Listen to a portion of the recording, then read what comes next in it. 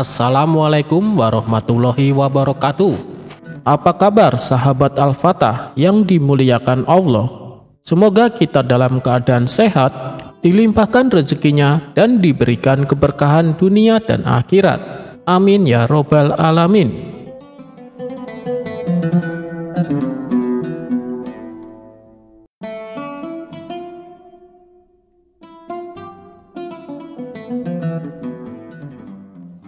Di sebuah desa yang subur, hiduplah seorang petani tua yang sangat miskin bernama Kakek Jabar. Ia memiliki seorang putra tunggal bernama Farid yang sangat ia cintai. Namun Farid adalah seorang anak yang durhaka. Ia tidak menghargai pengorbanan ayahnya dan selalu menganggap remeh. Farid selalu merindukan kemewahan dan harta. Suatu hari, Kakek Jabar jatuh sakit parah. Sebelum meninggal, ia memanggil Farid. "Wahai anakku," katanya dengan suara lemah, "aku tidak punya apa-apa untuk diwariskan kepadamu, kecuali cincin ini. Cincin ini adalah satu-satunya harta berharga yang kupunya. Jagalah baik-baik. Jangan pernah kau lepaskan dari jarimu," ucap si kakek. Farid yang tidak melihat nilai apapun dari cincin tua itu merasa kecewa. Ia menyangka ayahnya akan memberikan harta karun. Setelah ayahnya meninggal, Farid segera menjual cincin itu kepada seorang saudagar. Ia menggunakan uangnya untuk membeli pakaian mewah dan berjudi, berharap bisa menjadi kaya.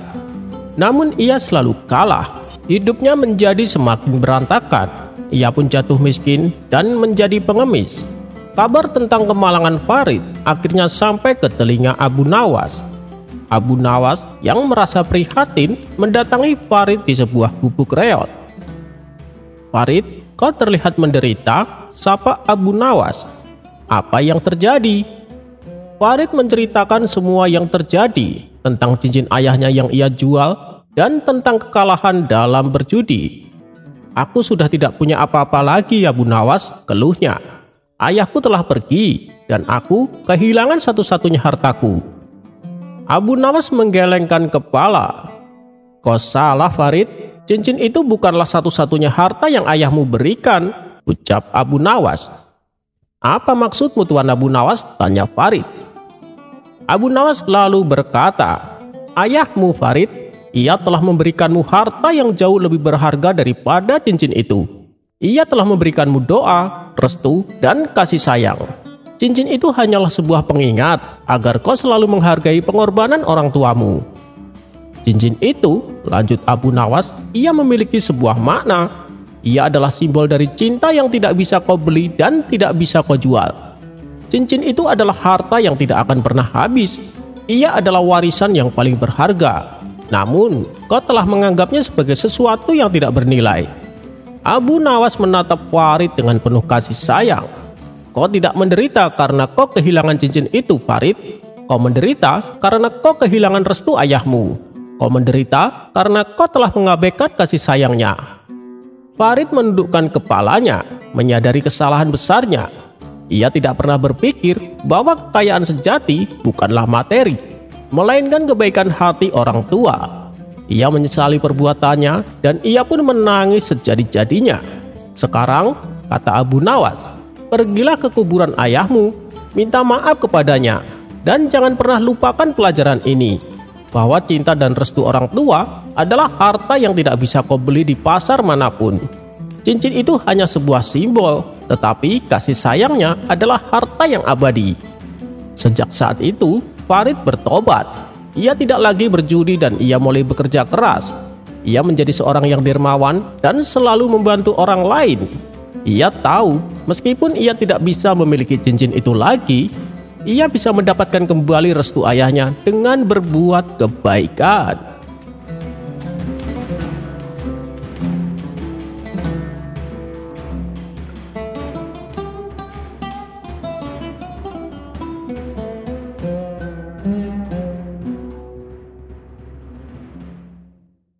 Pada suatu hari, tersiar kabar di Baghdad tentang seorang penipu yang sangat cerdik dan licin.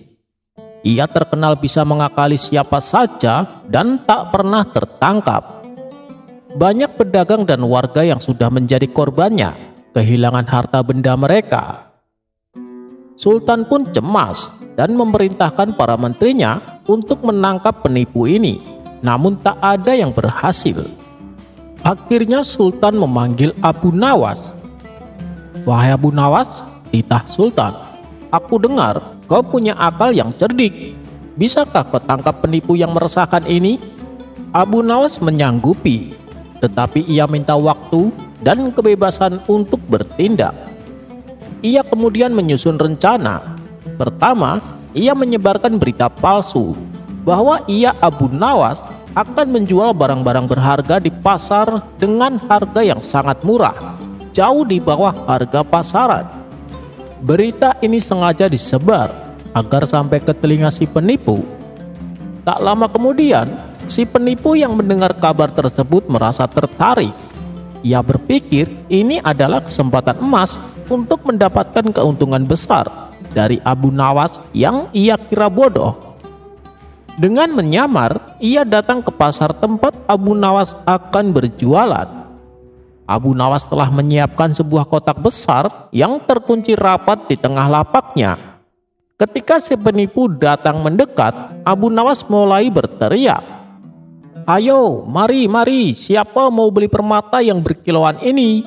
Siapa mau beli mutiara yang sebesar telur ayam?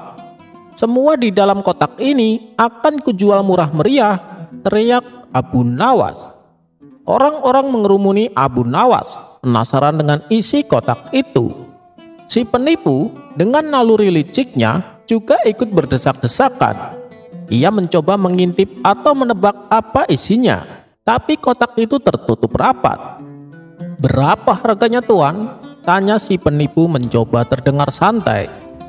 Abu Nawas tersenyum tipis. "Untukmu, aku berikan harga khusus, tapi ada syaratnya," katanya sambil melirik si penipu. "Kau harus membelinya tanpa melihat isinya terlebih dahulu. Ini adalah tawaran langka. Siapa cepat, dia dapat," ujar Abu Nawas. Si penipu yang serakah dan yakin akan mendapatkan untung besar tanpa ragu menyetujuinya. Ia mengeluarkan kantong uangnya dan memberikan kepada Abu Nawas. Setelah menerima uang, Abu Nawas menyerahkan kunci kotak itu kepada si penipu. Dengan tergesa-gesa, si penipu membuka kotak itu di hadapan semua orang, membayangkan tumpukan permata dan mutiara. Namun, betapa terkejutnya ia. Di dalam kotak itu hanya ada seekor kucing kurus dan beberapa potongan batu biasa. Seketika itu juga si penipu menyadari ia telah tertipu mentah-mentah. Wajahnya merah padam karena malu dan marah. Orang-orang di sekitar pun mulai menertawakannya. "Ini penipuan," teriak si penipu. "Kau menjual kucing dalam karung." Abu Nawas hanya tersenyum simpul. "Oh, benarkah? Bukankah kau yang selalu menjual barang palsu kepada orang lain, Tuan penipu?" jawab Abu Nawas. Si penipu terdiam, tak bisa berkutik.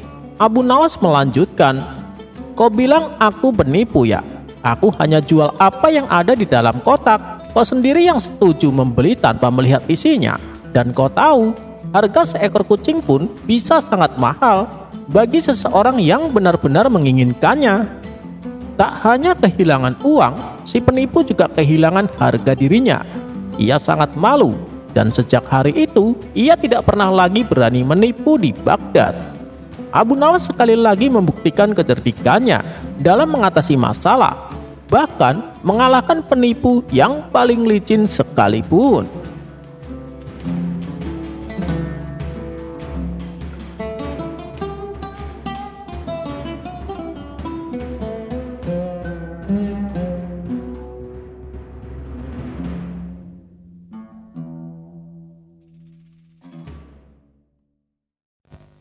Ada saja cara Baginda Raja untuk mengerjai Abu Nawas. Untuk kesekian kalinya, ia meminta sebuah keinginan yang tidak masuk akal.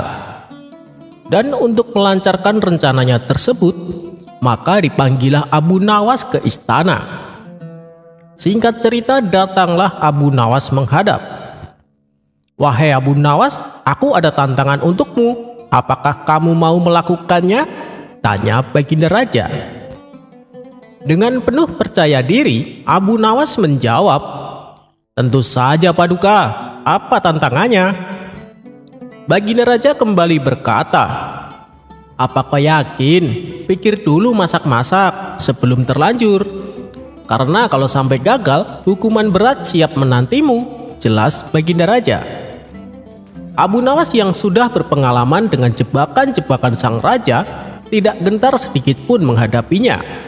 Bahkan menurutnya ini adalah peluang untuk mendapatkan uang yang banyak. Hamba yakin Paduka, asalkan hadiahnya juga besar, celetuk Abu Nawas. Jangan khawatir Abu Nawas, kalau berhasil aku akan memberimu 1000 dinar. Tapi kalau gagal, kamu harus meninggalkan Baghdad selamanya. Bagaimana? Apa kau setuju? Tanya Baginda Raja. Siap Paduka yang mulia, beritahu saya apa tantangannya? Tanya Abu Nawas. Begini Abu Nawas, aku ingin kamu mewujudkan satu permintaanku, perintah Baginda Raja. Apa itu wahai Paduka? Tanya Abu Nawas kembali. Aku ingin mendapatkan cincin ajaib, jawab Baginda Raja. Cincin ajaib? Untuk apa Paduka? Tanya Abu Nawas merasa heran. Supaya aku tidak bisa terlihat, jawab Baginda Raja. Maksud Paduka cincin ajaib yang bisa membuat orang tidak terlihat? Tanya Abu Nawas memastikan. Benar Abu Nawas, jawab Baginda Raja kembali. Aduh, permintaan aneh macam apa lagi ini? Mana ada cincin ajaib seperti itu? Pikir Abu Nawas. Untuk beberapa saat Abu Nawas terdiam. Ia pun mulai terlihat cemas dan kebingungan. Bagaimana Abu Nawas? Apa kau sanggup untuk mendapatkannya? Tanya Baginda Raja memastikan. Hamba sanggup Paduka, tapi beri waktu hamba seminggu, jawab Abu Nawas agak ragu-ragu. Baiklah, permintaanmu aku turuti. Sekarang pulanglah Abu Nawas, balas Baginda Raja. Singkat cerita, setelah beberapa hari memutar otak, akhirnya Abu Nawas mendapat solusi yang tepat. Maka pergilah ia ke istana dengan membawa cincin permintaan Baginda Raja. Kau hebat sekali Abu Nawas, belum genap seminggu, tapi kau sudah mendapatkan apa yang aku inginkan. Coba tunjukkan padaku cincinnya, pinta Baginda Raja. Ini Paduka, saya mendapatkannya dengan bersusah payah, balas Abu Nawas. Oh iya, di mana kau mendapatkannya? Tanya Baginda Raja. Di sebuah tempat rahasia Paduka. Tempatnya sangat angker dan keramat. Di sana saya bertemu kakek sakti. Tapi sayang Paduka, kata kakek tersebut, cincin ini hanya bisa dipergunakan oleh saya, tutur Abu Nawas. Oh, itu tidak masalah Abu Nawas. Yang terpenting kau bisa membuktikan bahwa cincin tersebut bisa membuat orang tidak terlihat, timpal Baginda Raja. Tapi begini Paduka, kata kakek yang saya temui, ada satu lagi syaratnya, ujar Abu Nawas. Apalagi Abu Nawas, kau jangan berbelit-belit, cepat tunjukkan padaku, perintah Baginda Raja. Maaf Paduka, tapi cincin ini akan berfungsi manakala saya dalam keadaan terdesak, kata Abu Nawas beralasan. Karena penasaran, Baginda Raja terus mendesak Abu Nawas untuk membuktikannya. Baiklah, kalau Paduka ingin bukti, mari ikut saya, ajak Abu Nawas. Abu Nawas pun mengajak Baginda Raja ke sebuah lorong istana yang berada di bawah tanah. Karena tempatnya gelap, Abu Nawas membawa obor api sebagai penerangan. Kenapa harus ke sini Abu Nawas? Tanya Baginda Raja heran. Tenang saja, tidak lama lagi Paduka akan melihat keajaiban cincin ini. Bukankah itu yang Paduka kehendaki? Balas Abu Nawas. Tiba-tiba saja Abu Nawas terpleset dan jatuh, sehingga obor apinya ikut terjatuh dan padam. Di saat suasana menjadi gelap, Abu Nawas berteriak minta bantuan kepada Baginda Raja. Paduka, tolong saya, sepertinya kaki saya terkilir. Baginda Raja menyaut, Kau di sebelah mana, Abu Nawas? Aku tak bisa melihatmu. Aku di sini, Paduka, timpal Abu Nawas. Di sini di mana? Aku tak bisa melihatmu, ujar Baginda Raja. Tak lama kemudian Abu Nawas kembali menyalakan obor api di tangannya. Bagaimana sekarang, Paduka? Apakah Paduka sudah bisa melihatku? Tanya Abu Nawas. Ya, aku bisa melihatmu. Kau masih bisa berjalan kan? Tanya balik Baginda Raja. Bisa, Paduka, ternyata kaki saya tidak terluka, jawab Abu Nawas. Abu Nawas pun mengajak Baginda Raja untuk kembali ke istana. Ketika sudah berada di dalam istana, Baginda Raja masih heran dan penasaran. Mana Abu Nawas? Katanya kau akan membuktikan padaku, tanya Baginda Raja. Loh, waktu di lorong tadi saya sudah membuktikannya, Paduka, jawab Abu Nawas. Kapan? Aku tidak merasakannya, balas Baginda Raja. Tadi waktu saya terjatuh dan minta tolong. Di saat saya terdesak, disitulah cincin tersebut bekerja. Bukankah waktu itu Paduka tidak bisa melihatku? Bahkan saya bertanya sampai 2 kali untuk memastikan. Tapi Paduka tetap mengatakan kalau Paduka tidak melihatku, terang Abu Nawas. Menyadari akan maksud perkataan Abu Nawas, seketika Baginda Raja tertawa. Karena Abu Nawas berhasil menghibur dan membuat Baginda Raja tertawa, Abu Nawas pun diberi hadiah sesuai dengan yang dijanjikannya.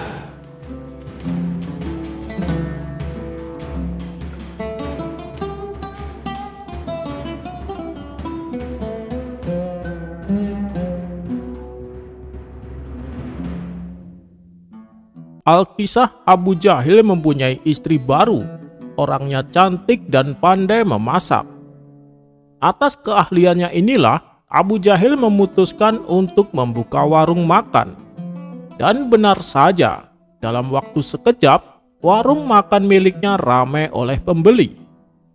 Beruntung sekali Abu Jahil, dengan istri barunya yang cantik, dia sukses membuka usaha, kata salah satu warga.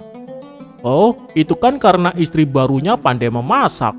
Wajarlah kalau warungnya tidak pernah sepi, timpal warga yang lain. Hingga pada suatu hari, Abu Nawas dan kawan-kawan mendatangi warung makan Abu Jahil. Melihat itu, Abu Jahil pun segera menghampirinya. Ini kesempatanku untuk mempermalukan Abu Nawas, pikir Abu Jahil. Kalian mau makan di sini, memangnya kalian bawa uang berapa? Perlu kalian ketahui, di sini tidak boleh menghutang ya, jelas Abu Jahil. Tidak usah khawatir, kami pasti akan membayar, jawab Abu Nawas. Halah, apalagi yang bicara kamu Abu Nawas, mana mungkin aku percaya. Kamu itu orang miskin, makanya kalau cari istri seperti saya dong, cantik dan pandai memasak, ejek Abu Jahil.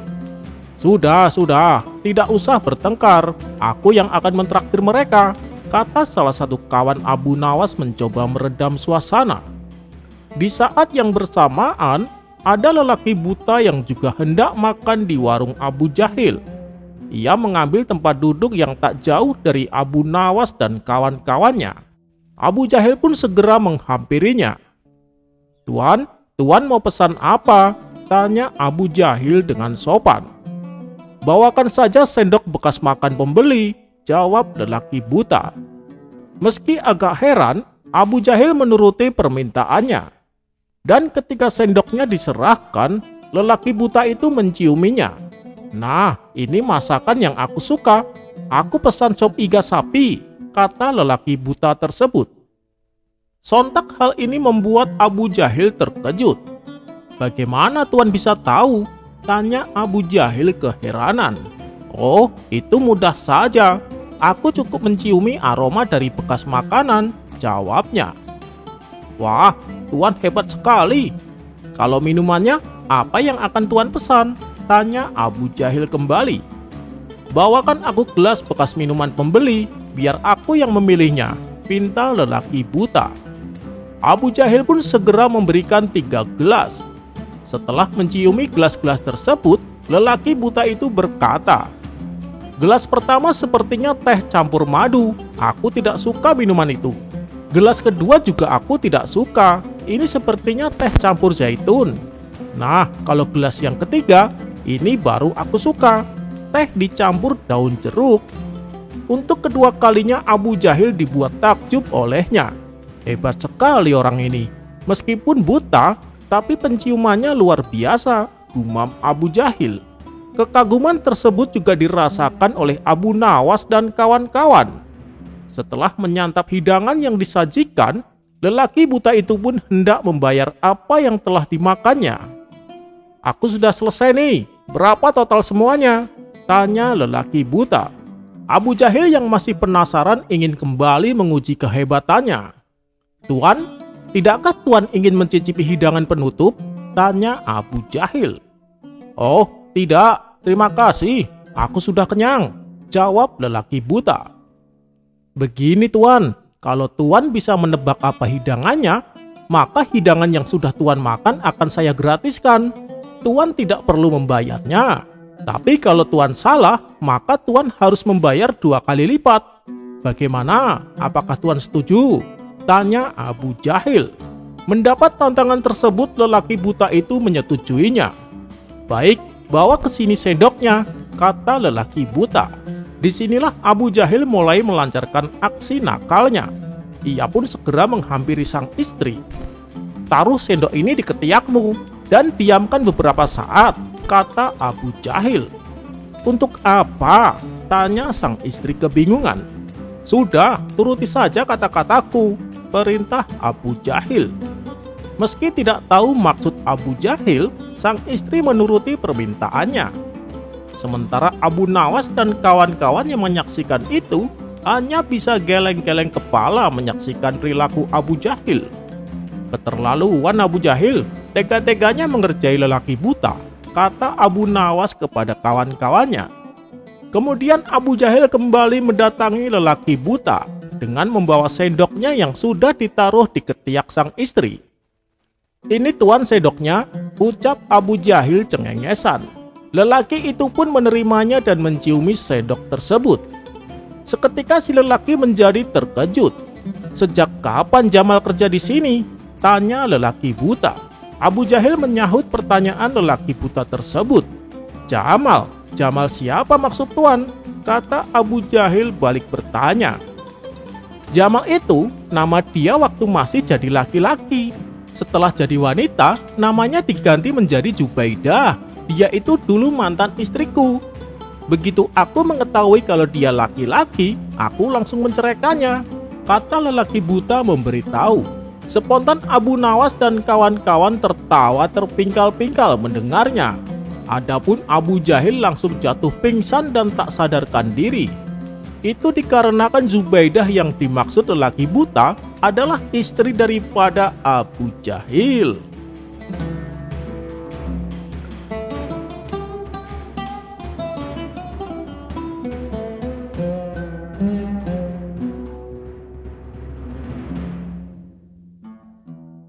Keluarga Abu Nawas adalah keluarga yang sederhana.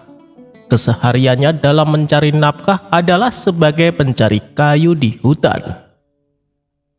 Meskipun kondisinya yang serba pas-pasan, tak menyurutkan hatinya untuk selalu bersyukur. Dan suatu ketika saat Abu Nawas tengah mencari kayu bakar di hutan, dia melihat segerombolan orang berwajah garang sedang berjalan menuju ke arahnya. Karena takut jadi sasaran kejahatan, Abu Nawas segera naik ke atas pohon untuk bersembunyi. Dan ternyata benar saja, gerombolan tersebut adalah para perampok yang baru saja melakukan aksinya. Mereka membawa beberapa karung yang berisikan emas hasil rampokan. Mereka berjalan menuju arah batu besar yang berada tak jauh dari persembunyian Abu Nawas. Kemudian salah seorang yang merupakan ketua perampok berhenti dan berdiri tepat di hadapan batu yang besar. Ternyata di samping batu besar itu terdapat pintu rahasia yang menuju gua bawah tanah. Mereka lalu menyimpan semua harta hasil rampokan ke dalamnya. Sementara Abu Nawas yang sedang bersembunyi di atas pohon terus mengawasi mereka. Setelah selesai menyimpan harta rampokan, para perampok ini menutup pintu rahasia dengan dedaunan. Mereka lalu pergi meninggalkan tempat tersebut. Dan ketika situasi benar-benar aman, barulah Abu Nawas turun dari pohon. Kemudian ia berjalan menuju batu besar. Sesampainya di sana, nampaklah pintu rahasia yang hampir samar karena ditutupi oleh dedaunan. Abu Nawas segera membukanya dan memasuki gua bawah tanah itu. Betapa terkejutnya ia karena di dalam gua tersebut terdapat banyak sekali emas. "Apakah aku akan mengambil harta-harta ini?" tanya hatinya bimbang. "Baiklah, aku ambil sebagian untukku, dan sebagiannya lagi akan aku berikan kepada tetanggaku yang kurang mampu," pikir Abu Nawas. Dengan cepat Abu Nawas mengambil salah satu karung yang berisi perhiasan emas. Sesampainya di rumah, Abu Nawas lantas menceritakan peristiwa yang barusan dialaminya kepada sang istri. Sang istri sangat terkejut melihat emas yang begitu banyak. Dia pun memberikan usul kepada Abu Nawas supaya membagikan sebagian uang emas kepada para tetangga yang hidupnya serba kekurangan. Tentu saja Abu Nawas sangat senang dengan sikap sang istri yang tidak tamak, sebab dia sendiri telah punya rencana yang sama. Namun untuk menghitung uang emas yang telah didapatkan, Abu Nawas menjadi bingung karena uang emasnya begitu banyak sekali. Padahal ia ingin membaginya secara rata kepada para tetangganya yang miskin. Akhirnya ia berinisiatif pinjam timbangan kepada Abu Jahil, tetangga dekatnya. "Untuk apa pinjam timbangan? Memangnya kamu punya harta?" tanya Abu Jahil meledek. Abu Nawas hanya terdiam. Ia sengaja menutupi dan merahasiakan mengenai temuan emasnya agar tidak ada seorang pun yang tahu. Hal ini justru membuat Abu Jahil penasaran. Ia ingin tahu harta apa yang dimiliki Abu Nawas. Diam-diam, sebelum Abu Jahil meminjamkannya, ia mengolesi timbangan dengan minyak yang lengket. Dan beberapa hari kemudian Abu Nawas kembali mendatangi Abu Jahil untuk mengembalikan timbangannya. Setelah Abu Nawas pergi, Abu Jahil langsung memeriksa timbangannya. Bukan main kagetnya Abu Jahil. Ia mendapati ada koin emas yang menempel di timbangan miliknya. "Oh, jadi Abu Nawas punya banyak emas, sampai-sampai dia menghitungnya memakai timbangan," gumam Abu Jahil. Dari situlah muncul rencana jahat di benak Abu Jahil. Ia pun bergegas menuju rumah Abu Nawas.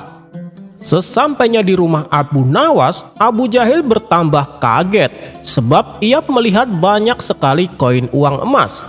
"Hei Abu Nawas, dari mana kau dapatkan emas sebanyak ini? Cepat beritahu aku. Kalau kau menolak, aku akan menyebarkan rahasia ini ke semua orang," ancam Abu Jahil. Dengan terpaksa, Abu Nawas memberitahu di mana ia mendapatkan emas-emas tersebut. Dan tanpa menunggu lama, Abu Jahil langsung mendatangi gua bawah tanah. Ia membuka pintu rahasia dan memasukinya. "Luar biasa, emasnya banyak sekali," teriak Abu Jahil kegirangan. Karena sifat tamaknya ini, Abu Jahil berniat membawa semua emas-emas tersebut. Tapi naasnya, saat ia tengah asik memasukkan emas ke dalam karung, tiba-tiba gerombolan perampok datang memergokinya. Akibatnya Abu Jahil dihajar habis-habisan sampai jatuh pingsan. Ia pun lalu dibuang ke tengah hutan. "Pasti ada orang lain yang berhasil mengambil emas, soalnya karungnya kurang satu," kata ketua perampok. Dia pun perintahkan kepada seluruh anak buahnya untuk menyelidiki siapa orangnya yang tahu tempat rahasia penyimpanan emas. Para perampok ini lalu menyebar ke setiap desa yang berada di sekitar hutan. Mereka lalu menanyai warga setempat. "Apakah Tuan mendengar ada orang yang tiba-tiba kaya?"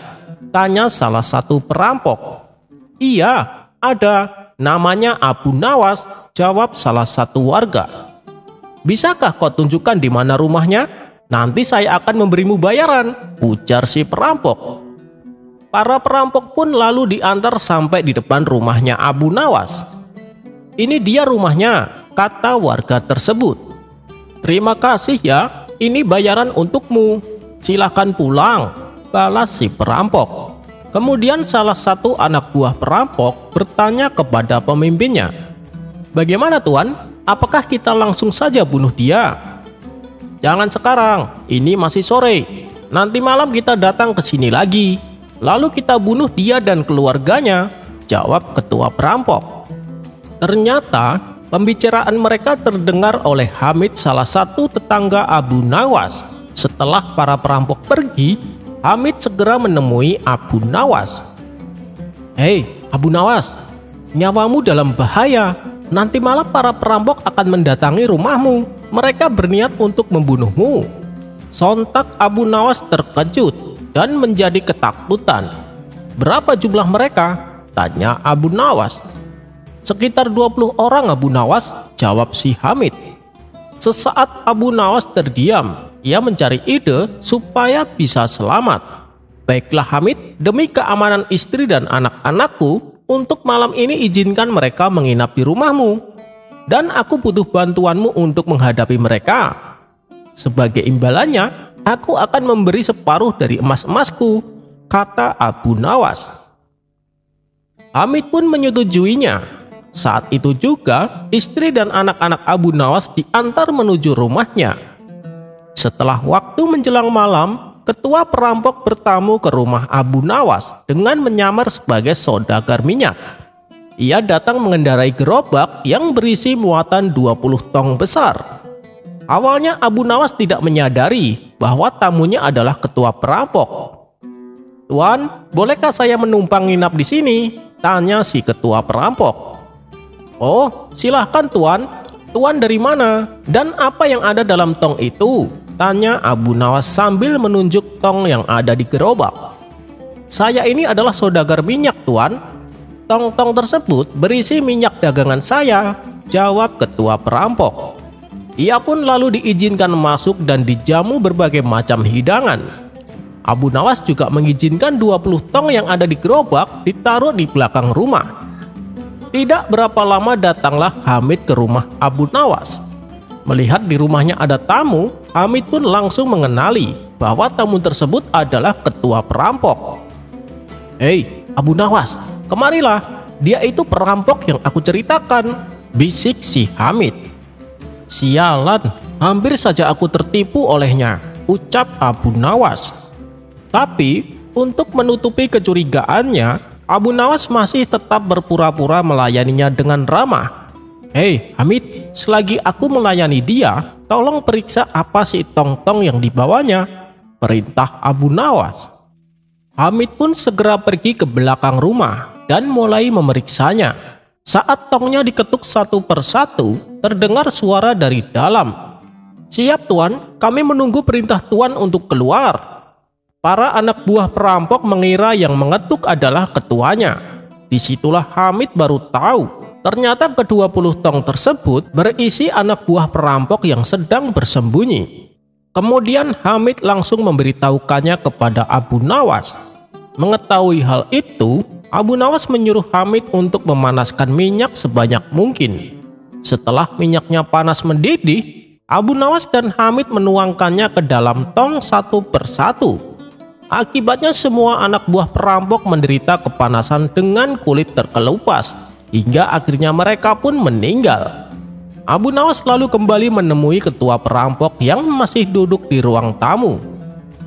"Bagaimana tuan? Apakah makanannya enak?" tanya Abu Nawas.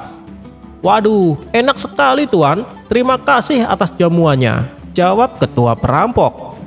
"Baiklah, saya mau istirahat dulu. Silahkan tuan tidur di sini," balas Abu Nawas. "Tapi bagaimana dengan tong-tong barang dagangan saya? Apakah aman?" "Saya takut akan dicuri maling," ujar ketua perampok berpura-pura. "Jangan khawatir tuan, di belakang rumah saya ada jin penghuninya. Dia akan marah bila ada yang akan berbuat jahat," timpal Abu Nawas. Ketika Abu Nawas sudah masuk ke dalam kamar, ketua perampok langsung menuju ke belakang rumah untuk memberitahu anak buahnya bahwa sekarang sudah saatnya untuk bertindak. Tapi saat ia membuka tongnya, ia terkejut dan ketakutan tak kala melihat semua anak buahnya mati dengan kondisi mengenaskan.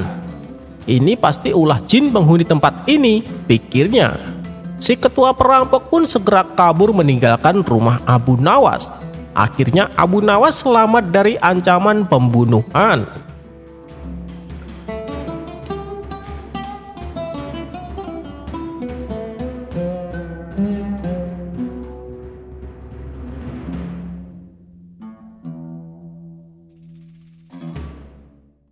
Diceritakan, pada suatu hari, Abu Nawas bermain ke rumah temannya yang berada di luar kota. Dia bernama Hasan. Mereka adalah dua sahabat karib yang sama-sama lucunya dan sama-sama cerdik. Sehingga saat Abu Nawas di rumah kawannya itu, ia seringkali dikerjai. "Hei Abu Nawas, kamu suka daging sapi atau daging kambing?" tanya Hasan. Mendengar tawaran Hasan, Abu Nawas mengira akan disuguhi makanan yang disuruh memilihnya. "Terserah kamu sajalah, kambing saya suka, sapi saya juga suka," jawab Abu Nawas. "Tidak bisa begitu dong, kamu harus memilih salah satu," ujar Hasan. "Ya sudah, saya suka daging sapi," balas Abu Nawas. "Berarti kita sama dong. Saya juga suka daging sapi," tutur Hasan. Setelah lama mengobrol, Abu Nawas tak kuasa menahan lapar. Ia pun menagih tawaran temannya. "Hei Hasan, mana makanan daging sapinya? Saya sudah lapar sekali," ucap Abu Nawas. "Loh, tadi itu kan saya cuma tanya, kamu suka daging sapi atau daging kambing? Kalau suka daging sapi, berarti selera kita sama. Lagian, uang dari mana saya beli daging sapi? Kamu kan tahu sendiri Abu Nawas, saya ini orang miskin. Kita makan roti kering ini saja ya," balas Hasan sambil tersenyum. Mereka berdua pun akhirnya tertawa bersama-sama. Dan pada waktu itu, Abu Nawas berulang kali dikerjai oleh Hasan, yang membuat Abu Nawas tak kuasa menahan malu. Singkat cerita, beberapa bulan kemudian, gantian Hasan yang bertandang ke rumah Abu Nawas. Melihat sahabat karibnya datang, Abu Nawas langsung menyambutnya dengan hangat. Hasan dipersilakan masuk dan dijamu hidangan daging sapi. "Ini baru yang namanya daging sapi, bukan roti kering. Saya harap kamu bisa membedakannya," celetuk Abu Nawas. Mendengar hal itu, Hasan pun langsung tertawa, diikuti oleh Abu Nawas. Setelah acara jamuan makanan selesai, terlintas di benak Abu Nawas untuk gantian mengerjai Hasan. "Hasan, mari ikut aku. Akan aku perkenalkan dengan kawan-kawanku," ajak Abu Nawas. "Baiklah, tapi tolong Abu Nawas, pinjamkan jubahmu yang paling bagus, karena pakaianku jelek dan kumal," balas Hasan. Maka Abu Nawas pun meminjamkan jubah yang paling bagus yang ia punya. Setelah itu, mereka berdua pergi mengunjungi salah satu teman Abu Nawas. "Perkenalkan, ini temanku, namanya Hasan, tetapi jubah yang ia kenakan adalah milikku," ucap Abu Nawas kepada kawannya. Merasa terganggu oleh perkataan Abu Nawas, Hasan pun menunggu sampai mereka meninggalkan rumah temannya. "Hei Abu Nawas, mengapa kau mengatakan bahwa jubah yang aku pakai adalah milikmu? Tolong jangan lakukan itu lagi pada kunjungan berikutnya," pinta Hasan kepada Abu Nawas. Abu Nawas pun mengiyakannya.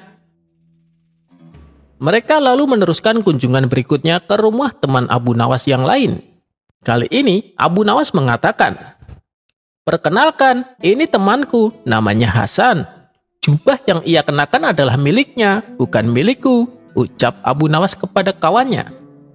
Setelah mereka berdua pergi, Hasan kembali menyatakan kejengkelannya. Ia pun berseru, "Mengapa sih engkau masih saja membesar-besarkan persoalan dengan mengatakan bahwa jubah ini adalah milikku dan bukan milikmu. Tolong Abu Nawas, jangan lakukan itu lagi. Pada kunjungan selanjutnya, pinta Hasan kepada Abu Nawas. Untuk kedua kalinya, Abu Nawas mengiyakan permintaan Hasan. Ketika mereka berdua sampai di rumah teman Abu Nawas berikutnya, Abu Nawas berkata, "Hei kawan, perkenalkan, ini temanku, namanya Hasan, dan saya tidak mengatakan apapun. Apakah jubah yang ia kenakan adalah miliknya atau milik saya?" ucap Abu Nawas kepada kawannya. Mendengar hal itu, spontan Hasan berlari meninggalkan Abu Nawas. Sementara Abu Nawas tertawa terpingkal-pingkal melihat reaksi Hasan yang kesal dengan tingkah Abu Nawas.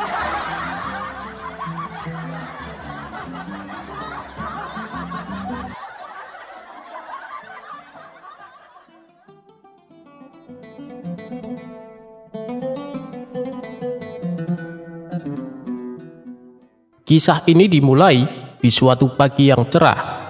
Abu Nawas tampak bersiap-siap untuk berangkat ke hutan. Melihat hal itu, sang istri pun bertanya, "Wahai suamiku, kamu mau kemana?" Abu Nawas menjawab, "Aku mau pergi ke hutan." Sang istri heran dengan jawaban Abu Nawas. "Persediaan kayu kita masih banyak, untuk apa pergi ke hutan?" tanya sang istri kembali. "Aku bukan mau cari kayu bakar, tapi mau berburu burung puyuh. Bukankah tahun ini waktunya bagi mereka berimigrasi ke daerah kita?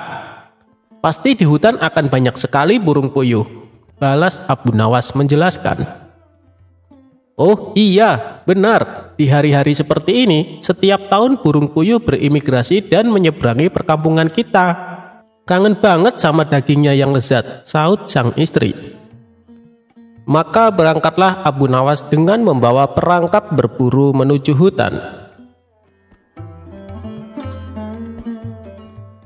Setibanya di hutan, Abu Nawas memanjat pohon dan memasang jaring di antara pepohonan. Setelah semuanya selesai, dia pun duduk di atas dahan pohon untuk menunggu hasil buruannya. Selang beberapa saat, satu persatu burung puyuh menubruk jaring dan jatuh ke tanah. Dengan sigap, Abu Nawas langsung menangkapnya. Begitulah kerjaan Abu Nawas sampai menjelang malam hari, sehingga ia memperoleh banyak sekali hasil tangkapan burung puyuh. Selanjutnya, Abu Nawas pulang ke rumah dengan hati penuh gembira.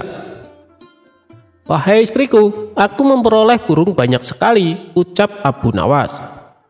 Sang istri pun menjadi ikut senang karena ia sudah kangen dengan masakan daging burung puyuhnya. "Besok aku akan mengajak Tuan Hakim dan kawan-kawan untuk makan bersama kita. Wahai istriku, buatlah masakan daging puyuh yang paling lezat," pinta Abu Nawas kepada istrinya. Keesokan harinya, Abu Nawas menanyakan kepada sang istri, apakah hidangan daging burung puyuhnya sudah siap.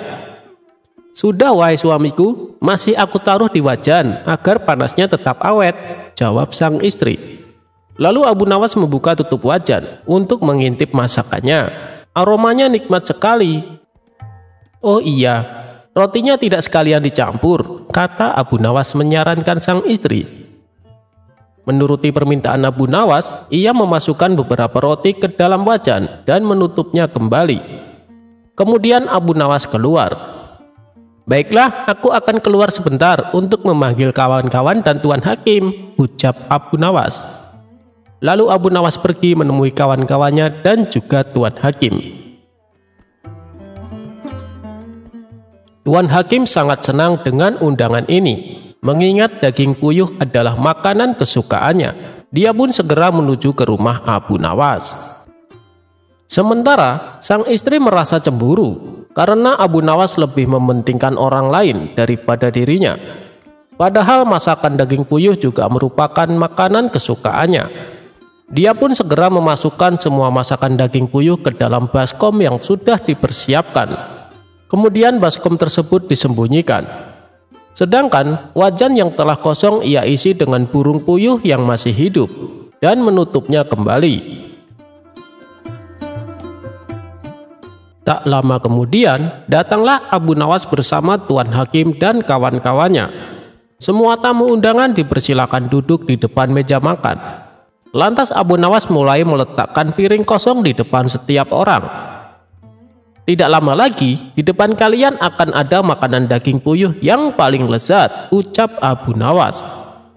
Abu Nawas lalu masuk ke belakang untuk mengambil wajan dan meletakkannya di meja di hadapan para tamunya.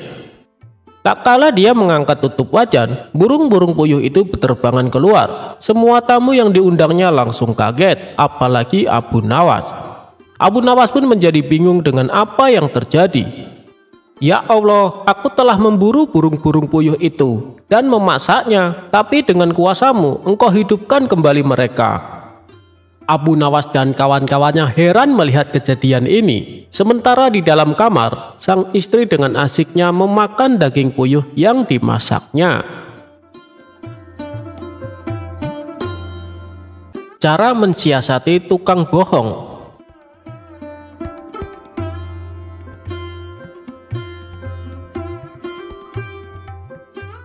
Kawan-kawan Abu Nawas merencanakan akan mengadakan perjalanan wisata ke hutan. Tetapi tanpa keikutsertaan Abu Nawas, perjalanan akan terasa memenatkan dan membosankan. Sehingga mereka beramai-ramai pergi ke rumah Abu Nawas untuk mengajaknya ikut serta. Abu Nawas tidak keberatan. Mereka berangkat dengan mengendarai keledai masing-masing sambil bercengkrama. Tak terasa, mereka telah menempuh hampir separuh perjalanan. Kini mereka tiba di pertigaan jalan yang jauh dari perumahan penduduk. Mereka berhenti karena mereka ragu-ragu. Setahu mereka, kedua jalan itu memang menuju ke hutan, tetapi hutan yang mereka tuju adalah hutan wisata, bukan hutan yang dihuni binatang-binatang buas yang justru akan membahayakan jiwa mereka. Abu Nawas hanya bisa menyarankan untuk tidak meneruskan perjalanan, karena bila salah pilih, maka mereka semua tak akan pernah bisa kembali. Bukankah lebih bijaksana bila kita meninggalkan sesuatu yang meragukan? Tetapi salah seorang dari mereka tiba-tiba berkata, "Aku mempunyai 2 orang sahabat yang tinggal dekat semak-semak sebelah sana. Mereka adalah saudara kembar. Tak ada seorang pun yang bisa membedakan keduanya, karena rupa mereka begitu mirip. Yang satu selalu berkata jujur, sedangkan yang lainnya selalu berkata bohong. Dan mereka adalah orang-orang aneh, karena mereka hanya mau menjawab satu pertanyaan saja. Apakah engkau mengenali salah satu dari mereka yang selalu berkata benar?" tanya Abu Nawas. "Tidak," jawab kawan Abu Nawas singkat. "Baiklah kalau begitu kita beristirahat sejenak," usul Abu Nawas. Abu Nawas makan daging dengan madu bersama kawan-kawannya.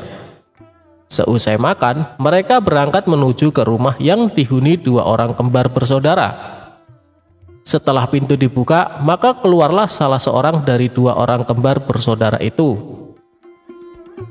"Maaf, aku sangat sibuk hari ini. Engkau hanya boleh mengajukan 1 pertanyaan saja, tidak boleh lebih," katanya.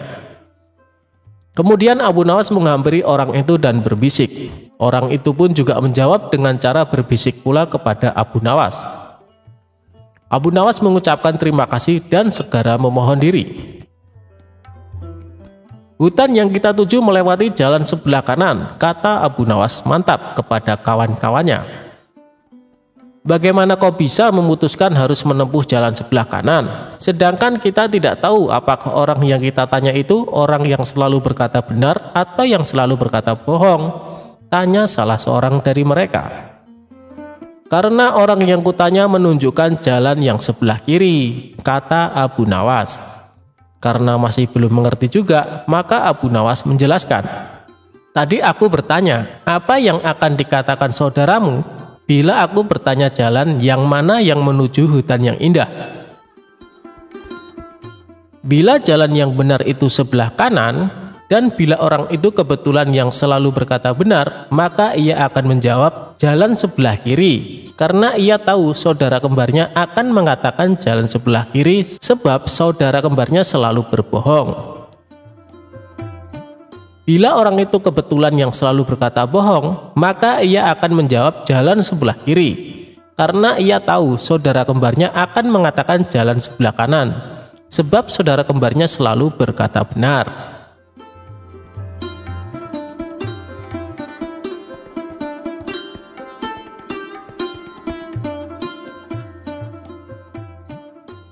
Abu Nawas bikin kesal pencuri sepatu. Suatu hari Abu Nawas membeli sepatu yang terbilang unik dan menarik. Saat pergi ke masjid, ada seseorang yang selalu mengamati sepatu barunya tersebut. Dia adalah pencuri yang menginginkan sepatu Abu Nawas. Si pencuri diam-diam mengikuti Abu Nawas dari belakang. Mengetahui sepatunya jadi incaran, Abu Nawas pun langsung waspada. Sesampainya di masjid, Abu Nawas terpaksa memakai sepatu barunya itu ke dalam masjid. Melihat hal itu, sang pencuri menjadi kesal. "Waduh, aku tidak bisa mencuri sepatunya," gumam pencuri itu. Setelah selesai, Abu Nawas bergegas pulang. Baru beberapa langkah keluar masjid, pencuri itu memanggilnya.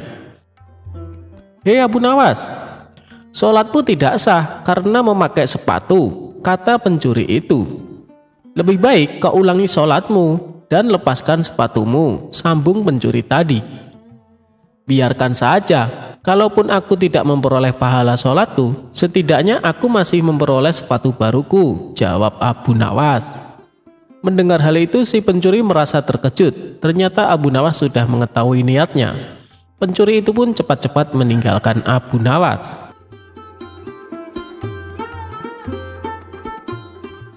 Menghitung jumlah ikan di laut dan bintang di langit. Bermula dari Baginda Raja kerap memberikan ujian serta pertanyaan kepada Abu Nawas. Sosok humoris itu seringkali menjadi labuhan akhir ketika pertanyaan-pertanyaan Baginda Raja tidak bisa dijawab orang-orang istana. Ketika itu Baginda Raja melontarkan pertanyaan terkait jumlah bintang di langit dan ikan di lautan kepada Abu Nawas. "Hei Abu Nawas, manakah yang lebih banyak jumlahnya? Bintang-bintang di langit ataukah ikan-ikan di lautan?" "Ikan-ikan di laut," jawab Abu Nawas dengan tangkas. "Bagaimana kau bisa langsung memutuskan begitu? Apakah engkau pernah menghitung jumlahnya?" tanya Baginda Raja. Abu Nawas menerangkan, "Paduka yang mulia, ikan-ikan di laut setiap hari ditangkapi dalam jumlah besar oleh warga dunia, tetapi jumlah mereka tetap banyak, seolah-olah tidak pernah berkurang." "Lalu dengan bintang-bintang di langit?" tanya Baginda Raja penasaran. "Jumlah mereka juga banyak, tapi bintang-bintang di langit tidak pernah ditangkapi dan tidak pernah diambili. Makanya jumlah mereka tidak pernah berkurang," pungkas Abu Nawas dengan yakin.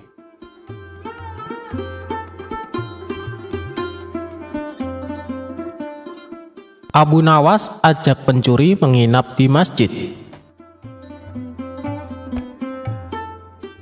Abu Nawas mengerjai balik pencuri yang beraksi di rumahnya. Pria pencuri itu melakukannya dengan cara lain karena tahu Abu Nawas susah dikerjai. Sebelum datang ke rumah Abu Nawas, si pencuri memikirkan banyak strategi. Sesampainya di rumah targetnya, pria tersebut langsung mengetuk pintu rumah Abu Nawas dan mengucapkan salam. Kemudian sang pemilik rumah membuka pintunya dan menjawab salam. Ketika pintu dibuka, Abu Nawas bingung lantaran tidak mengenal pria asing yang datang ke rumahnya itu. "Kamu siapa? Ada keperluan apa malam-malam datang ke rumahku?" tanya Abu Nawas. Berbekal ide yang sudah disiapkan sebelumnya, pria itu menjawab dengan hal yang tidak masuk akal. Berharap misinya berhasil mencuri di rumah Abu Nawas dengan dalih bahwa dirinya adalah menantu Tuhan. Ia juga meminta Abu Nawas mengizinkan dirinya menginap 1 malam. Terlebih lagi Abu Nawas sangat taat kepada Allah Subhanahu wa Ta'ala. Maka sebagai menantu Tuhannya, pria itu merasa berhak masuk ke rumah sang pujangga tersebut. "Lalu apa hubungannya kamu menginap di rumahku dan diriku takut dengan Allah?" ujar Abu Nawas. "Wahai Abu Nawas, ketahuilah bahwa yang sedang berdiri di depanmu adalah menantu yang selalu kau muliakan selama ini. Aku adalah menantu Tuhanmu," ucap pria tersebut. "Oh, kamu menantunya Tuhan, menantu Allah Ta'ala?" tanya Abu Nawas yang mulai curiga. "Ya Abu Nawas," jawab pria tersebut. Kemudian Abu Nawas mengajak pria itu masuk ke suatu tempat. Di dalam hati pria tersebut mengatakan misinya berhasil mengelabui Abu Nawas. Ternyata Abu Nawas mengajaknya ke masjid dan mempersilahkan pria itu tidur di dalamnya. Pencuri tersebut kaget dan bertanya, mengapa ia diajak ke tempat ini? "Tadi kan kau bilang menantu Allah Subhanahu wa Ta'ala, dan masjid adalah rumah Allah, jadi silahkan menginap di rumah mertuamu," tukasnya.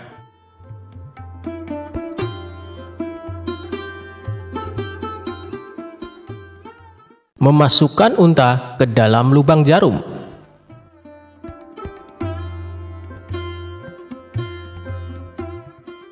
Diawali suatu hari, Baginda Raja tampak termenung di singgasananya.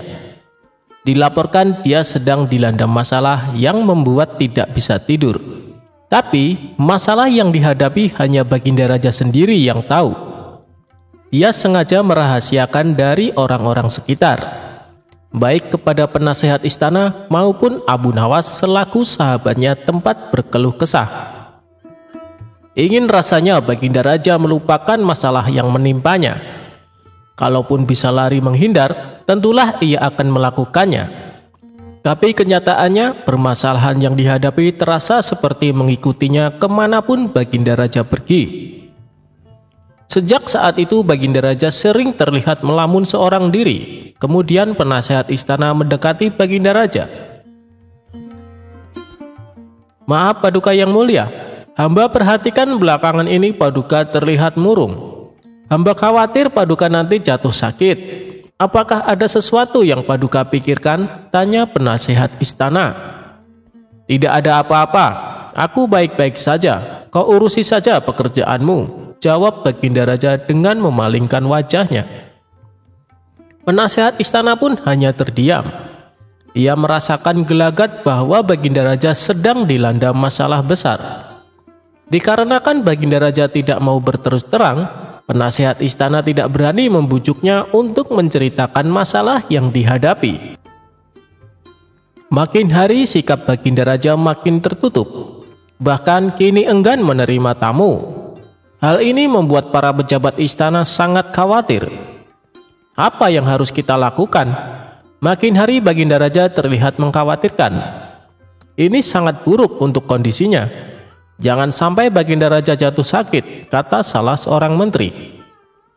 Aku juga cemas melihat sikap Baginda Raja belakangan ini. Aku sudah coba membujuknya supaya mau menceritakan masalah yang dialami, tapi ia malah memalingkan wajah. Baginda Raja memilih menutup diri, beber penasehat istana. Saya ada saran, bagaimana kalau masalah ini kita sampaikan kepada Abu Nawas? Biasanya dia tahu solusinya, ujar salah satu dari menteri. Iya, saya setuju dengan saran tersebut, balas lainnya. Maka beberapa menteri istana segera mendatangi rumah Abu Nawas. Melihat yang datang adalah para menteri, Abu Nawas sempat terkejut. Biasanya yang diutus Baginda Raja adalah prajurit istana. Kenapa kalian yang datang? Tanya Abu Nawas.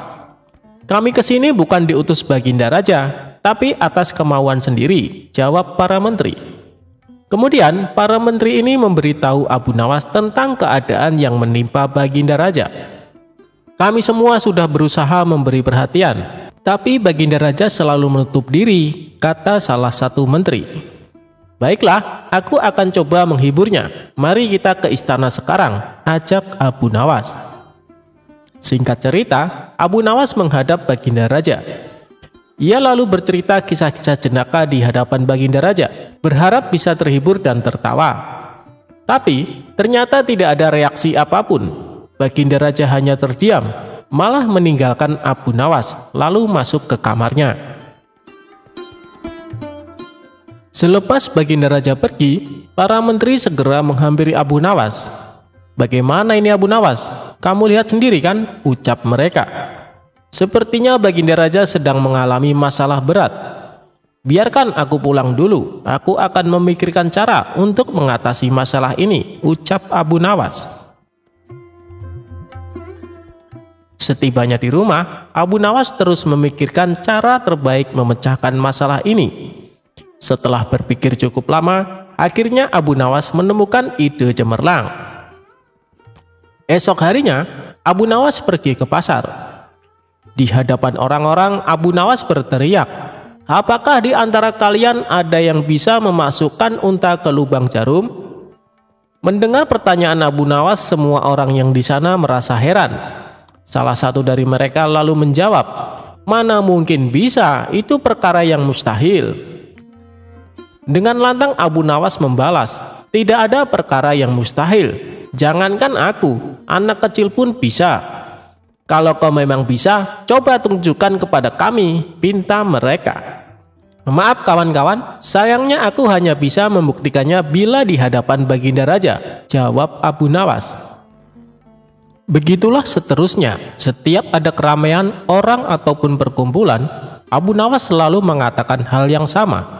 Akhirnya kabar tentang Abu Nawas bisa memasukkan unta ke lubang jarum sampai juga hingga telinga Baginda Raja. Awalnya Baginda Raja tidak terlalu memperdulikannya, tapi lama-kelamaan timbul juga rasa penasaran pada dirinya. Maka diperintahkanlah beberapa pengawal istana memanggil Abu Nawas. "Tuan Abu Nawas, Anda diperintahkan Paduka untuk datang ke istana," ucap seorang prajurit. "Benarkah?" tanya Abu Nawas memastikan.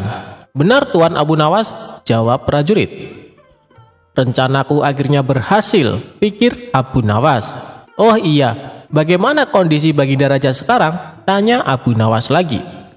"Baginda masih sering mengurung diri dan sering tampak termenung," jawab salah satu prajurit. "Baiklah, aku akan ke sana sekarang," balas Abu Nawas. Tidak lama kemudian, Abu Nawas sampai di istana menghadap Baginda Raja. "Wahai Abu Nawas, aku dengar kau bisa memasukkan seekor unta ke lubang jarum. Kau bersedia membuktikannya bila di hadapanku. Benarkah itu?" tanya Baginda Raja. "Benar Paduka yang mulia," jawab Abu Nawas. "Bagaimana mungkin? Aku rasa itu perkara yang mustahil," balas Baginda Raja. "Di dunia ini tidak ada yang mustahil Paduka," ujar Abu Nawas. "Baiklah, sekarang coba kau buktikan," perintah Baginda Raja. "Caranya mudah saja Paduka. Kita tinggal membuat jarum yang lubangnya lebih besar daripada seekor unta. Dengan begitu, kita bisa memasukkan dengan mudah. Bahkan anak kecil pun bisa," jawab Abu Nawas menjelaskan. "Kalau caranya seperti itu, semua orang pun bisa melakukannya. Berarti kau telah menipu semua orang, termasuk aku," ucap Baginda Raja. "Hamba tidak pernah menipu siapapun, dan hamba juga tidak pernah menipu Paduka. Hamba tidak pernah mengatakan bahwa jarum yang hamba maksud adalah jarum kecil," balas Abu Nawas. "Ya, itu benar. Tapi apa maksud dari pernyataanmu ini?" tanya Baginda Raja. "Hamba hanya ingin mengatakan ada hikmah dari pernyataan ini," jawab Abu Nawas. "Hikmah? Hikmah dari mana?" tanya Baginda Raja heran. "Bukankah tadinya Baginda Raja tidak percaya kalau hamba bisa memasukkan unta ke lubang jarum? Tapi setelah hamba jelaskan, Baginda Raja baru mempercayainya. Begitu juga dengan permasalahan yang sedang kita hadapi. Sebesar apapun masalah, sebesar apapun bebannya, tapi kalau hati kita lebih besar, hati kita lebih luas saat menghadapinya, maka semua masalah akan terasa lebih ringan. Itulah gambaran seekor unta bila dimasukkan ke lubang jarum. Sepintas saat kita menghadapinya pasti itu mustahil dilakukan. Tapi bila hati kita luas dan besar, maka pikiran kita juga akan mengikuti, dan pada akhirnya masalah yang kita anggap mustahil diatasi menjadi mudah dan ringan untuk dijalani. Bagaimana kita akan bisa tenang bila kita menghadapi masalah dengan hati yang sempit? tutur Abu Nawas. Seketika Baginda Raja terdiam. Ia terus merenungi ucapan Abu Nawas. Suasana pun mendadak menjadi hening. Tidak berapa lama, Baginda Raja pun berkata, "Terima kasih Abu Nawas, kau telah menyadarkanku. Selama ini aku memang sedang dilanda masalah dan hatiku sempit menghadapinya, sehingga pikiranku juga ikut menjadi buntu," ujar Baginda Raja. Sejak kejadian itu, kini Baginda Raja mulai terlihat ceria. Ia tidak lagi terlihat murung seperti hari-hari sebelumnya. Permasalahan bukanlah hal yang untuk dilamunkan, melainkan dihadapi dengan hati yang besar. Maka akan tercipta solusi dari sebuah pemikiran yang jernih.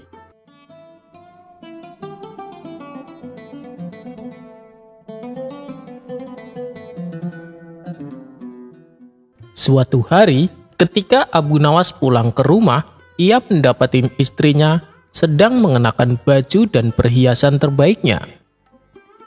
Melihat hal itu, timbul perasaan curiga pada diri Abu Nawas. "Wah, mau kemana kamu?" tanya Abu Nawas. "Apakah engkau lupa? Hari ini ada pesta pernikahan kawanku. Tempo hari kan aku sudah memberitahumu," balas istrinya.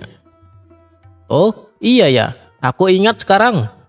Pergilah, tapi ingat, jangan pulang larut malam," kata Abu Nawas berpesan. Sang istri pun lalu pergi menuju pesta pernikahan kawannya. Karena asiknya di suasana pesta, tidak terasa waktu sudah larut malam, sehingga istri Abu Nawas pulang terlambat. Benar saja, ketika dia pulang ke rumah, dia pun mendapati pintu rumahnya tertutup. Lalu dia memanggil Abu Nawas beberapa kali agar membukakan pintunya. Sementara Abu Nawas tidak menjawab dan tidak pula bersuara. Istri Abu Nawas pun berkata dalam hatinya, "Apakah begini cara kau menghukumku, Abu Nawas?" Ia kemudian memikirkan suatu rencana dan tipu daya agar Abu Nawas membukakan pintunya. Sambil mengetuk pintu, sang istri berkata, "Suamiku, buka pintunya, atau aku akan berbuat nekat." Namun Abu Nawas tidak menghiraukan ucapannya. "Kalau kau masih tidak membukakan pintu, aku akan menjatuhkan diri dari atas tangga, dan aku akan mengaku jika engkaulah yang mendorongku," ancam istrinya berteriak. Abu Nawas tetap saja tidak menghiraukan ucapannya. Selang beberapa saat, Abu Nawas mendengar suara terjatuh. Gubrak! Dia mengira istrinya benar-benar menjatuhkan diri dari atas lantai. Abu Nawas pun segera membuka pintu dan berjalan menuruni tangga. Dan ketika sampai di bawah, dia hanya menjumpai sebuah batu besar. "Dia mencoba mengelabuiku," pikir Abu Nawas. Abu Nawas pun segera naik kembali. Tapi ketika akan memasuki rumah, pintunya sudah dalam keadaan tertutup. Ternyata saat Abu Nawas turun, istrinya dengan sigap masuk ke dalam rumah dan mengunci pintunya. "Buka pintunya, aku tahu kau di dalam," teriak Abu Nawas. Namun tak ada jawaban dari dalam rumah. Abu Nawas pun terus mengetuk pintu beberapa kali dan kembali berteriak, "Istriku, jika kau tidak membukakan pintu, aku akan bunuh diri," kata Abu Nawas mengancam. Tiba-tiba dari dalam rumah sang istri berteriak, "Hai orang-orang, lihatlah suamiku, selalu pulang larut malam. Tiap malam kerjaannya cuma begadang." Mendengar teriakan tersebut, Abu Nawas menjadi panik. "Istriku, apa yang kau lakukan? Kau gila ya? Kamu membangunkan orang-orang dari tidurnya hanya untuk membalas dendam. Allah mengetahui bahwa aku tidak bersalah. Buka pintunya sekarang," kata Abu Nawas kesal. Sang istri malah berteriak semakin keras, "Tolong, tolong, suamiku akan merobohkan pintu. Dia juga akan memukulku. Tolong selamatkan aku." Mendengar ada kegaduhan, para tetangga langsung keluar mendatangi rumah Abu Nawas. Mereka melihat Abu Nawas sedang berdiri di depan pintu rumahnya yang tertutup. Melihat kehadiran mereka, tentu saja membuat Abu Nawas menjadi malu. "Kamu ini kenapa sih, Abu Nawas? sudah pulang larut malam malah mau memukul istrimu. Kamu sekarang sudah berubah, Abu Nawas, kata para tetangganya. Iya, saya minta maaf telah mengganggu waktu istirahat kalian, balas Abu Nawas. Abu Nawas pun terpaksa tidur di luar rumah. Niatnya mau memberi hukuman kepada sang istri karena pulang larut malam, malah dia yang kena dikerjain oleh sang istri.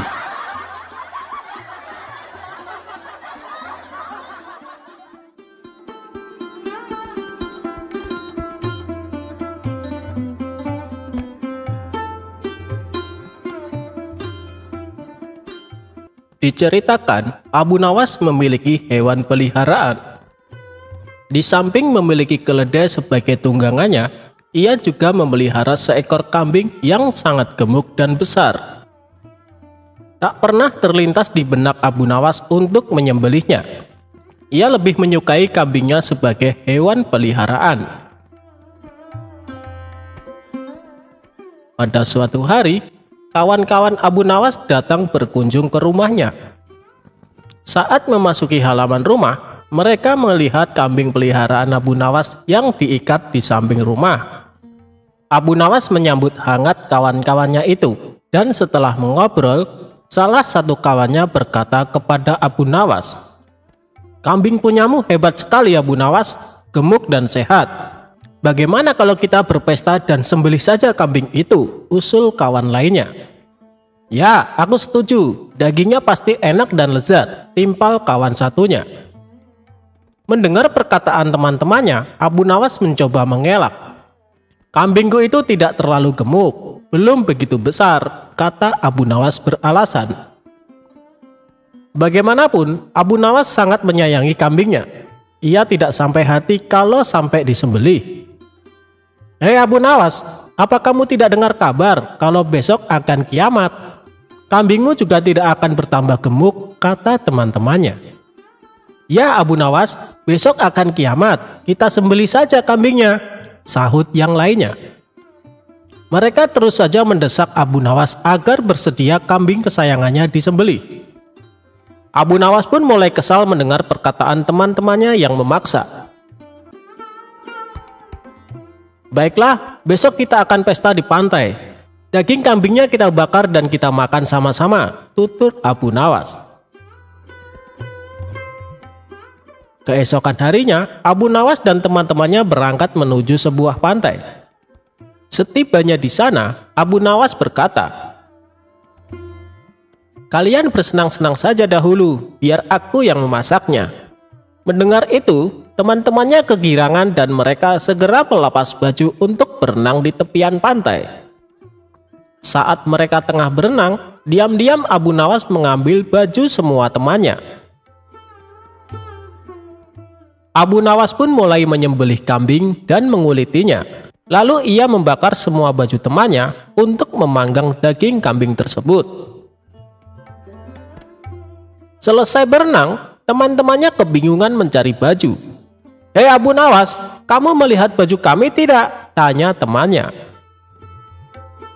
"Oh iya, tadi aku waktu kesini lupa membawa kayu bakar. Sebagai gantinya, aku bakar baju kalian untuk memanggang daging kambing ini," ujar Abu Nawas. "Kamu gila ya Abu Nawas? Masa kami pulang dalam keadaan telanjang?" ucap mereka. "Percayalah padaku, kalian sudah tidak akan membutuhkan baju, karena kata kalian hari ini akan kiamat bukan?" timpal Abu Nawas. Teman-temannya hanya bisa bengong mendengar jawaban Abu Nawas. Mereka tak mungkin memarahi Abu Nawas, karena yang dilakukan Abu Nawas akibat perkataan mereka sendiri.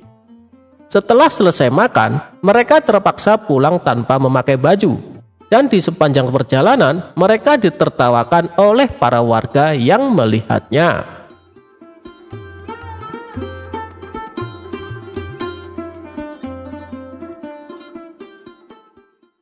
Abu Nawas mencari jarum yang hilang. Alkisah, pada suatu hari, Abu Nawas mencari sesuatu di halaman rumahnya yang penuh dengan pasir. Ternyata Abu Nawas mencari jarum. Tetangganya yang merasa kasihan ikut membantu Abu Nawas mencari jarum tersebut. Tetapi selama 1 jam lebih mereka mencari jarum tersebut tidak juga mereka temukan. Kemudian tetangganya bertanya kepada Abu Nawas, "Wahai Abu Nawas, kira-kira di mana engkau menjatuhkan jarum itu?" tanya tetangga itu. "Jarumnya sih jatuh di dalam rumah," jawab Abu Nawas. "Loh, maksudnya bagaimana? Kalau jarum itu jatuh di dalam rumah, mengapa engkau mencarinya di luar rumah?" tanya tetangga tersebut keheranan. "Karena di dalam rumah tampak gelap, sedangkan di luar terang," jawab Abu Nawas tanpa dosa. Kisah ini selesai sampai di sini, singkat namun penuh makna. Ada yang memaknai jika mencari kebahagiaan di luar rumah itu tidak ada artinya, padahal kebahagiaan sesungguhnya ada di dalam rumah yang terkadang tak terlihat.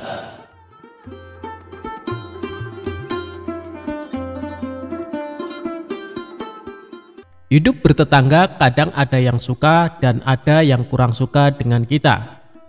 Itulah yang dialami Abu Nawas. Meskipun dikenal suka menolong, ada saja orang yang tidak suka dengan sosok cerdas dan humoris ini. Sebut saja namanya Abu Jahal. Entah kenapa dia sangat membenci Abu Nawas. Abu Jahal selalu mencari celah untuk memfitnah Abu Nawas. Akan tetapi usahanya selalu gagal. Tentu saja hal ini membuat Abu Jahal makin benci kepada Abu Nawas. Sampai pada suatu ketika, Abu Jahal mempunyai rencana yang licik. Dia akan menjebak Abu Nawas supaya namanya menjadi buruk di mata masyarakat. Esok harinya Abu Jahal mulai mengatur strategi. Ia pergi ke pasar untuk membeli sandal. Sandal yang ia beli sama persis dengan kepunyaan Abu Nawas. Abu Jahal juga membayar orang suruhan untuk mengambil keledainya sendiri pada malam hari. Setelah malam tiba, Abu Jahal mulai menjalankan aksinya. Dia sengaja menaruh keledainya di depan rumah dan meletakkan sandal yang sama persis dengan sandal Abu Nawas di halaman rumahnya. Tidak lama kemudian, datanglah orang bayaran Abu Jahal untuk mengambil keledai di depan rumahnya. Setelah orang bayarannya sudah benar-benar menghilang, Abu Jahal mendadak berteriak, "Maling! Maling! Keledaiku dicuri maling!" teriak Abu Jahal pura-pura panik. Sontak teriakan Abu Jahal mengundang perhatian para tetangganya. Mereka lalu berduyun-duyun mendatangi rumah Abu Jahal. "Ada apa Abu Jahal?" tanya salah satu tetangganya.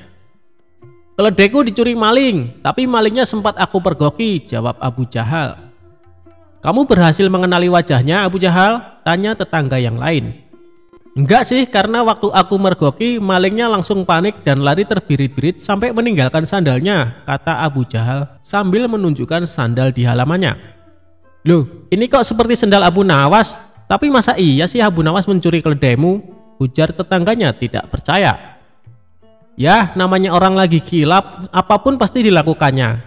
Apalagi sekarang Abu Nawas sudah lama tidak diberi hadiah baginda raja. Pastinya dia tidak punya uang lagi untuk beli makanan," ucap Abu Jahal memprovokasi. Akibat hasutan Abu Jahal ini, para warga mulai tersulut emosinya. Abu Nawas yang sedang asik tidur di rumahnya langsung dipaksa dan diarak warga menuju istana. "Ada apa ini? Apa yang kalian lakukan?" tanya Abu Nawas bingung. "Sudah, kamu diam saja, kamu harus mempertanggungjawabkan perbuatanmu," tegas Abu Jahal. Dalam hati Abu Jahal berkata, "Kali ini aku berhasil menjebakmu Abu Nawas." Ia pun tersenyum jahat kepada Abu Nawas. Setibanya di istana, baginda raja kaget ada rombongan warga datang. Terlebih lagi, di situ ada Abu Nawas dengan kondisi tangan terikat. "Ada apa ini? Kenapa malam-malam datang kemari?" tanya baginda raja. "Ampun Paduka yang mulia, hamba mau melaporkan keledai hamba dicuri Abu Nawas," jawab Abu Jahal. Abu Nawas yang mendengar pengaduan Abu Jahal hanya terdiam. Ia menunggu saat yang tepat untuk membongkar kedok Abu Jahal. "Memangnya kamu punya buktinya Abu Jahal? Apakah keledaimu ada di rumah Abu Nawas?" Tanya Baginda Raja. Keledainya memang tidak ada di rumah Abu Nawas. Bisa saja dia menaruhnya di tempat lain, Paduka Yang Mulia. Tapi saya punya bukti yang lain, ucapnya. Coba tunjukkan bukti yang kamu punya, Abu Jahal, perintah Baginda Raja. Ia lalu menunjukkan sandal yang mirip dengan milik Abu Nawas. Ini buktinya, Paduka Yang Mulia. Waktu hamba memergoki, Abu Nawas lari terbirit-birit sampai meninggalkan sandalnya di halaman rumah hamba, tutur Abu Jahal. Apa benar itu sandal kamu, Abu Nawas? Tanya Baginda Raja kepada Abu Nawas. Bukan, Baginda Raja, tapi sandal itu memang mirip dengan sandal hamba, jawab Abu Nawas. Kamu jangan coba mengelak, Abu Nawas. Jelas-jelas itu sandalmu, bentak Abu Jahal. Sudah, berikan saja sandal itu kepadaku, pinta Baginda Raja kepada Abu Jahal. Setelah Abu Jahal memberikan sandal tersebut, Baginda Raja lalu memanggil Abu Nawas. Abu Nawas, kemarilah. Coba pakai sandal ini, perintah Baginda Raja. Setelah dicoba, sandal yang dibawa Abu Jahal tidak muat di kaki Abu Nawas. Melihat hal itu, Abu Jahal mulai belingsatan, mukanya pucat dan keringat dingin mulai keluar dari tubuhnya. Ini jelas-jelas bukan sandal Abu Nawas. Kamu jangan menuduh orang sembarangan. Atau jangan-jangan kamu ingin memfitnah Abu Nawas? Bentak Baginda Raja geram kepada Abu Jahal. Dengan mulut terbata-bata, Abu Jahal menjawab, maaf Paduka Yang Mulia, hamba kira itu sandalnya Abu Nawas. Ternyata Abu Jahal salah perhitungan saat membeli sandal yang mirip dengan sandal Abu Nawas. Abu Jahal tidak mencocokkan dengan ukuran kaki Abu Nawas. Di saat Abu Jahal mulai terbongkar rencana busuknya, Abu Nawas langsung melancarkan aksinya. Begini Paduka Yang Mulia, sebenarnya Abu Jahal sudah berulang kali mencoba berbuat jahat, tapi rencananya selalu bisa hamba gagalkan, ungkap Abu Nawas. Perkataan Abu Nawas ini juga dibenarkan oleh para warga. Benar Baginda, benar apa yang dikatakan Abu Nawas. Kami sungguh sangat menyesal dan kecewa karena kali ini kami termakan hasutan Abu Jahal. Kami minta maaf Abu Nawas, ucap para warga. Abu Nawas pun memaafkannya karena pada dasarnya mereka hanya termakan hasutan Abu Jahal. Sementara Abu Jahal langsung dimasukkan ke penjara atas perbuatan yang dilakukan.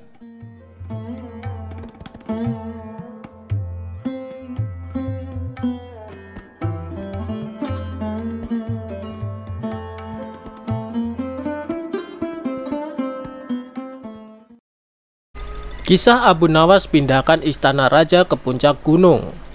Abu Nawas mendapatkan tugas berat dari Raja Harun ar-Rasyid, yakni disuruh memindahkan istana kerajaan dalam waktu yang sangat singkat. Apalagi sang raja kali ini yakin akan mengalahkan kecerdikan Abu Nawas yang sudah dikenal banyak orang. Panggil ke sini Abu Nawas. Kasih tahu waktu dia 1 bulan untuk memindahkan istana ini ke puncak gunung. Jika tidak berhasil, maka akan aku hukum, ucap Baginda Raja. Prajurit istana yang diutus langsung menuju rumah Abu Nawas dan memberitahu permintaan raja. Tidak perlu menunggu 1 bulan. Hari ini juga istana Baginda Raja akan aku pindahkan, jawab Abu Nawas dengan enteng. Sontak para prajurit kebingungan, bagaimana caranya? Abu Nawas lantas berjalan beriringan dengan prajurit menuju istana Baginda Raja. Singkat cerita, Abu Nawas pun sampai di istana. Apakah semua penghuni sudah siap untuk pemindahan ini, Baginda? Tanya Abu Nawas. Wahai Abu Nawas, kamu bilang kalau bisa dimulai sekarang, kenapa harus menunggu 1 bulan lagi? Jawab Baginda Raja. Abu Nawas menganggukkan kepala. Raja sedikit curiga. Abu Nawas lantas duduk dengan posisi seperti atlet pelari sambil berkata keras, ayo, siapa yang kuat mengangkat istana ini ke pundakku? Maka akan aku pindahkan ke puncak gunung sekarang juga. Baginda Raja bersama seluruh pembesar istananya hanya melongo dan saling pandang melihat tingkah Abu Nawas.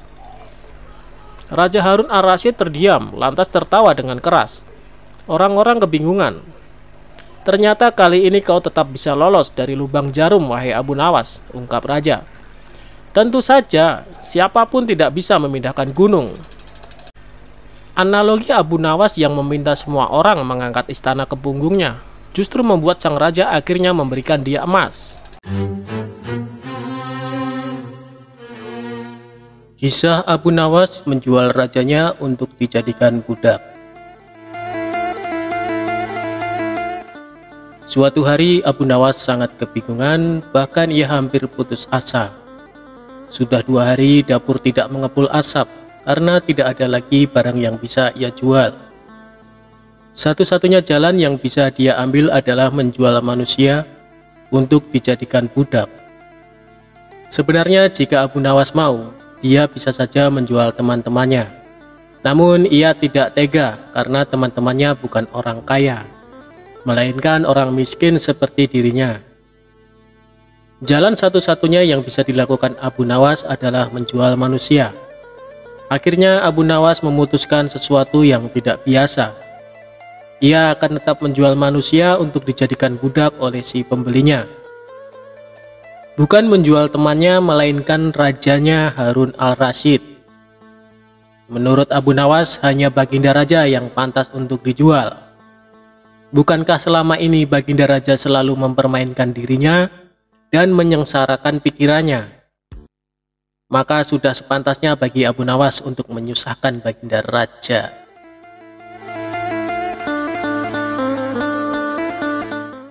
Abu Nawas mencari cara agar bisa menjual Baginda Raja Harun al-Rasyid. Ia pun mendapat ide dan menjumpai sang raja. Ada sesuatu yang amat menarik yang akan hamba sampaikan hanya kepada Paduka yang mulia, ucap Abu Nawas. Apa itu wahai Abu Nawas? Tanya Baginda langsung tertarik. Sesuatu yang hamba yakin belum pernah terlintas di dalam benak Paduka yang mulia, kata Abu Nawas meyakinkan. Kalau begitu cepatlah ajak aku ke sana untuk menyaksikannya, kata Baginda Raja tanpa curiga sedikitpun. Tetapi Baginda, kata Abu Nawas sengaja tidak melanjutkan kalimatnya. Tetapi apa? Tanya Baginda tidak sabar.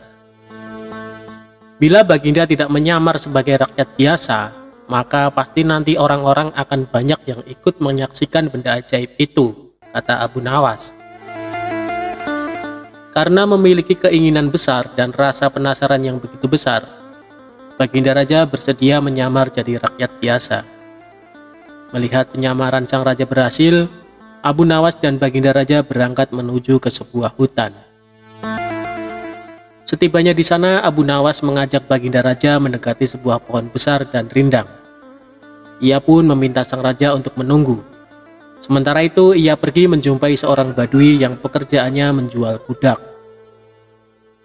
Abu Nawas mengajak pedagang budak itu untuk melihat calon budak yang akan dijual kepadanya agak jauh. Abu Nawas enggan menjumpai sang raja dan merasa tidak tega. Sementara itu Abu Nawas beralasan calon budak yang akan dijualnya adalah teman dekatnya sendiri.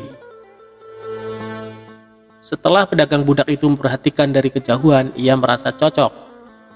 Abu Nawas pun membuatkan surat kuasa yang menyatakan bahwa pedagang budak sekarang mempunyai hak penuh atas diri orang yang sedang duduk di bawah pohon rindang itu. Abu Nawas pergi begitu menerima beberapa keping uang emas dari pedagang budak. Baginda Raja masih menunggu Abu Nawas di bawah pohon rindang tersebut, sampai tibalah pedagang budak menghampiri dirinya. Baginda Raja merasa heran, mengapa Abu Nawas tidak juga muncul, dan mengapa ada orang lain selain dirinya dan Abu Nawas. "Siapa engkau?" tanya Baginda Raja kepada pedagang budak. "Aku adalah tuanmu sekarang," kata pedagang budak itu agak kasar. Tentu saja pedagang budak itu tidak mengenali Baginda Raja Harun al-Rasyid dalam pakaian yang amat sederhana. "Apa maksud perkataanmu tadi?" tanya Baginda Raja dengan wajah merah padam. "Abu Nawas telah menjual engkau kepadaku, dan inilah surat kuasa yang baru dibuatnya," kata pedagang budak dengan kasar. "Abu Nawas menjual diriku kepadamu?" kata Baginda makin murka. "Ya," bentak pedagang budak. "Tahukah engkau siapa aku ini sebenarnya?" tanya Baginda geram. "Tidak, dan itu tidak perlu," kata pedagang budak seenaknya. Lalu ia menyeret budak barunya ke belakang rumah. Sultan Harun al-Rasyid diberi parang dan diperintahkan untuk membelah kayu. Baginda Raja merasa heran dengan semua yang diperintahkan. Ia melihat begitu banyak tumpukan kayu di belakang rumah Badui itu, sehingga memandangnya saja Sultan Harun al-Rasyid sudah merasa ngeri, apalagi harus mengerjakannya. "Ayo kerjakan," perintah si pedagang budak. Meski ia merasa kebingungan dengan semua, Sultan Harun al-Rasyid mencoba untuk melakukan perintah dari tuan barunya. Sultan Harun al-Rasyid secara perlahan memegang kayu dan mencoba membelahnya. Namun si Badui melihat cara Sultan Harun al-Rasyid memegang parang merasa aneh. "Kok ini bagaimana? Bagian parang yang tumpul kau arahkan ke kayu. Sungguh bodoh sekali." Sultan Harun al-Rasyid mencoba membalik parang hingga bagian yang tajam terarah ke kayu. Ia mencoba membelah, namun tetap saja pekerjaannya terasa aneh dan kaku bagi si Badui. "Oh, beginikah derita orang-orang miskin mencari sesuap nasi? Harus bekerja keras lebih dahulu. Wah, lama-lama aku tak tahan juga," gumam Sultan Harun al-Rasyid. Si Badui menatap Sultan Harun al-Rasyid dengan pandangan heran dan lama-lama menjadi marah. Ia merasa rugi barusan membeli budak yang bodoh. "Hei Badui, cukup semua ini, aku tak tahan." "Kurang ajar, kau budakku, harus patuh kepadaku," kata Badui itu sembari memukul sang raja. Tentu saja raja yang tak pernah diperlakukan kasar itu menjerit keras saat dipukul kayu. "Hei Badui, aku adalah rajamu, Sultan Harun al-Rasyid," kata Baginda sambil menunjukkan tanda kerajaannya. Pedagang budak itu kaget dan mulai mengenal Baginda Raja. Ia pun langsung menjatuhkan diri sembari menyembah Baginda Raja. Sang raja mengampuni pedagang budak itu karena ia memang tidak tahu, tetapi kepada Abu Nawas Baginda Raja amat murka dan gemas. Ingin rasanya beliau meremas-remas tubuh Abu Nawas seperti telur.